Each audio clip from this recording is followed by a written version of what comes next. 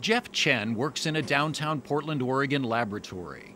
What he's tinkering with may not look all that special, but the contraption in the glass box he's tending to has the potential to radically change the way we store and use energy in this country. It's called the redox flow battery, and it's the brainchild of Craig Evans. The main product of our battery is water.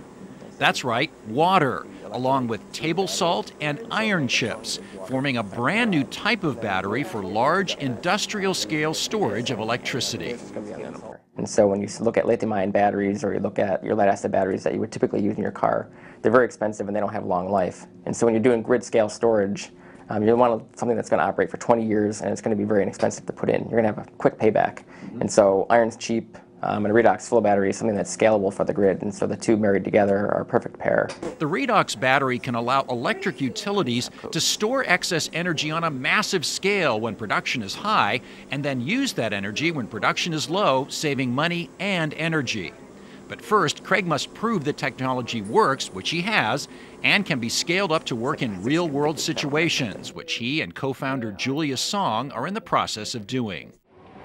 But Craig's idea and his company might never have existed had he not lost his job a few years ago and then happened on a program run by the state of Oregon's employment department called self-employment assistance.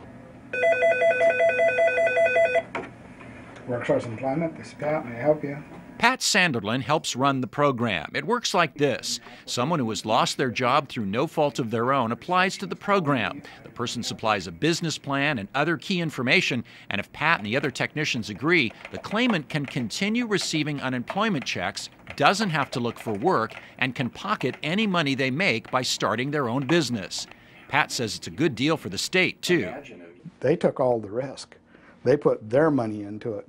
You know, we simply paid them the unemployment that they would have gotten anyway, maybe to look for jobs that they would never have found. So then there's that, then there's a locational tolerance. But that's not the only benefit. Jacob and Sean are two of Energy Storage System's 9 employees.